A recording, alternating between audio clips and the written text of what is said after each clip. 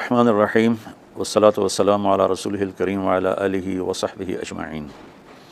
عید کی خوشی ہم کیوں مناتے ہیں؟ پہلے میں یہ تھوڑا سا واضح کر دوں کہ رمضان کا مہینہ اللہ نے پورا ایک ہمارے لیے خوشی کا مہینہ بنایا ہے، جس میں اللہ کی جنت کے دروازے کھول دیے جاتے ہیں، جہنم کے بند کر دیے جاتے ہیں، شیطان قید کر دیے جاتے ہیں، جنت کو روزانہ سجایا جاتا ہے، اللہ کا عرش پہلے آسمان پہ آ جاتا ہے، اللہ کی طرف سے اعلان ہو رہا ہوتا ہے کوئی بخشش چاہنے والا، کوئی حاجت مانگنے والا، فرض 70 فرضوں کے برابر ہو جاتا ہے اور نفل فرض کے برابر ہو جاتا ہے، اور نفل اور فرض کا فرق اتنا بڑا ہے کہ قیامت تک 2 رکعت نفل پڑھتا رہے تو فرض رکعت کے ایک سجدے کے برابر نہیں۔ اور اس میں جو مر جاتے ہیں اہل ایمان، ان کا حساب نہیں ہوتا، ان کو قبر میں منکر نکیر نہیں آتے، اللہ تعالیٰ ان کو معاف فرما دیتا ہے۔ اس طرح 29 دن رات یہ سلسلہ چلتا ہے، اور آخری رات پھر اللہ تعالیٰ اعلان فرماتے ہیں کہ میرے بندوں نے رات کو قیام کیا، یعنی تراویح کی نماز پڑھی، دن میں روزہ رکھا، تو میں نے اس پر ان سب کی بخشش فرما دی۔ تو اس خوشی میں پھر ہم سب مل کر اللہ کی بارگاہ میں شکرانے کے مل کر 2 نفل ادا کرتے ہیں اور اللہ کا شکر ادا کرتے ہیں کہ یا اللہ تیرا شکر ہے تو نے ہمارے گناہوں کو معاف فرمایا، جہنم کو ہم پہ حرام کیا، جنت کو ہم پہ واجب کیا۔ اصل تو عید کی خوشی کی یہ وجہ ہے۔ باقی جو اداسیاں ہیں، ڈپریشنیں ہیں، اس کی وجہ آپس کی محبتوں کا کم ہو جانا ہے، اور دنیا کی ایسی دوڑ جس نے اپنے آپ کو بھی بھلا دیا ہے، اور آپس کی نفرتیں ہیں اور آپس کے بغض حسد ہیں، ان منفی جذبوں نے ہماری خوشیوں کو دھندلا دیا ہے۔ ورنہ رمضان کا ہر لمحہ خوشی کے لیے ہے، اور عید اس کی پیک ہے، اور پوری زندگی اللہ راضی ہو رہا ہو تو خوشی ہی خوشی ہے۔ ہمیں اپنے ملک سے، اپنی نسل سے آپس کی نفرتیں، حسد، بغض یہ مٹانے ہوں گے، تب جا کر ہمیں حقیقی خوشیاں حاصل ہوں گی۔ آپ عید کے لیے غسل فرماتے تھے اور اپنے کپڑوں میں سے اچھے کپڑے منتخب فرماتے تھے، اور فجر کی نماز کے بعد آپ اشراق نہیں پڑھتے تھے اس دن۔ باقی آپ کی ساری زندگی کا معمول تھا کہ فجر کے بعد آپ اشراق پڑھتے تھے، لیکن اس دن آپ اشراق نہیں پڑھتے تھے، غسل فرما کے پھر کچھ کھا کے، کوئی میٹھی چیز، کھجور ہی عام طور پر ہوتی تھی، کھجور کھا کے پھر آپ عیدگاہ کی طرف تشریف لے جاتے تھے، اور پہلے نماز پڑھاتے تھے، پھر خطبہ ہوتا تھا، اور اس کے بعد جس راستے سے آپ جاتے تھے اس راستے کو چھوڑ کر پھر اور راستے سے گھر واپس آتے تھے، پھر وفود سے ملاقات کرتے تھے، سرداروں سے، صحابہ سے ملاقات کرتے تھے، اس میں کچھ کھانوں کا اہتمام بھی ہوتا تھا۔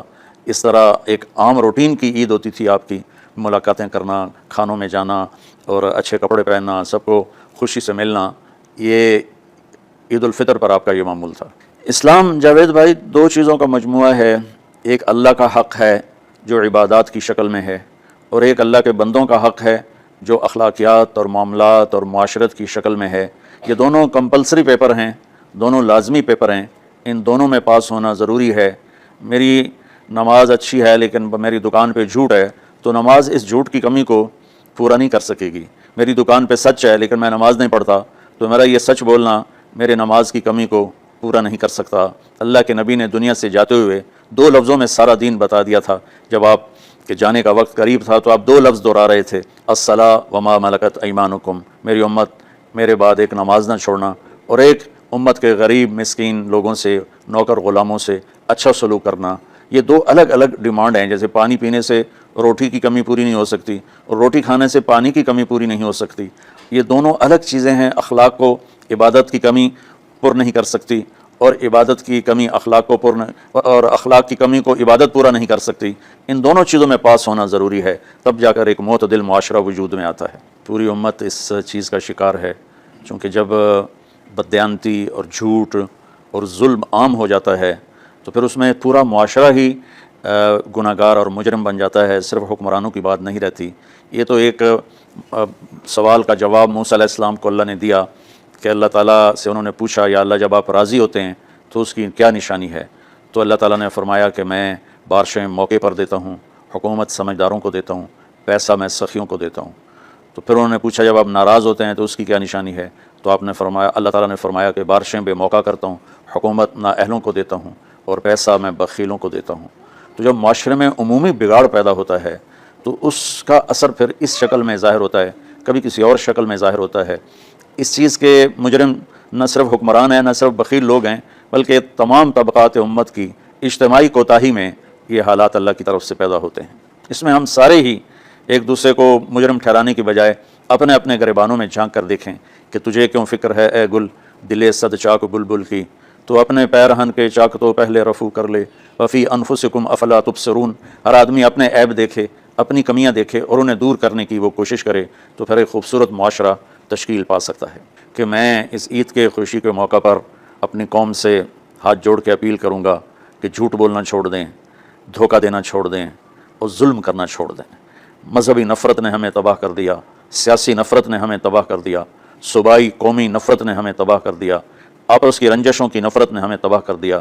میں ساری قوم کے سامنے جھولی پھیلا کر چاروں صوبوں کے رہنے والوں سے اور ہر مکتب فکر سے متعلق اہل ایمان سے یہ درخواست کرتا ہوں کہ آئیں ہم سچائی کو اپنا ساتھی بنائیں اور دیانتداری سے اپنے آپ کو آراستہ کریں اور انصاف کا ساتھ دیں، نہ ظالم بنیں نہ ظالم کا ساتھ دیں۔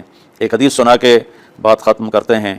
میرے نبی وضو فرما رہے تھے تو صحابہ آپ کے وضو کا پانی گرنے نہیں دے رہے تھے، نیچے سے لے کر کوئی پی رہا تھا، کوئی منہ پہ مل رہا تھا، تو آپ نے فرمایا ما یحملکم علی ھذا، یہ کیا کر رہے ہو؟ وہ کہنے لگے یا رسول اللہ، اللہ اس کے رسول کی محبت میں کر رہے ہیں۔ تو آپ نے فرمایا میں تمہیں بتاتا ہوں اللہ اس کے رسول سے محبت کرنے والا کون ہوتا ہے۔ فَلْيُصْدِقِ الْحَدِيثَ إِذَا حَدَّثَ، اللہ رسول سے محبت کرنے والا وہ ہوتا ہے جو ہمیشہ سچ بولتا ہے۔ فَلْيُؤَدِّ الْأَمَانَةَ إِذَا تُؤْمِنَ، جو ہمیشہ امانت داری سے کام لیتا ہے، کبھی دھوکہ فراڈ نہیں کرتا۔ فَلْيُحْسِنْ جِوَارَ مَنْ جَاوَرَهُ، اور جو ہمیشہ اپنے پڑوسیوں کے ساتھ اچھا سلوک کرتا ہے، پڑوسی اپنے ہوں، غیر ہوں، مسلم ہوں، نان مسلم ہوں، وہ ان کے ساتھ اچھا سلوک کرتا ہے۔ یہ تین نشانیاں ہیں عشق رسول کی، یہ تین باتیں میری قوم اپنا لے تو یہ اندھیرے اجالوں میں انشاءاللہ تبدیل ہو جائیں گی۔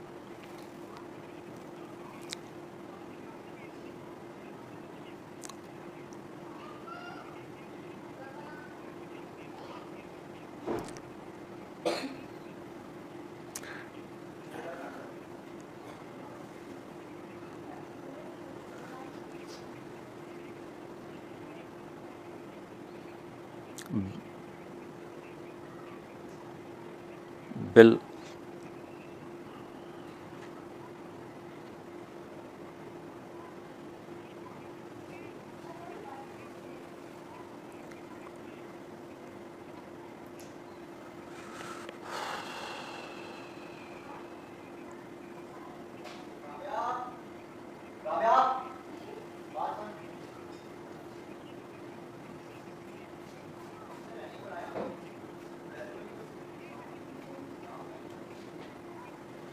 امید تو کبھی چھوڑنی نہیں چاہیے۔ جیسے دیکھیں مریض کے ساتھ ڈاکٹر آخری حد تک جان مارتا ہے، اس کی جان بچانے کی کوشش کرتا ہے، پھر باقی جس کے نصیب میں موت ہوتی ہے وہ مر جاتا ہے، لیکن ڈاکٹر کبھی بھی اس وجہ سے نہیں چھوڑ دیتا کہ یہ مر جائے گا۔ تو ہم اللہ کی رحمت سے بالکل نا امید نہ ہوں۔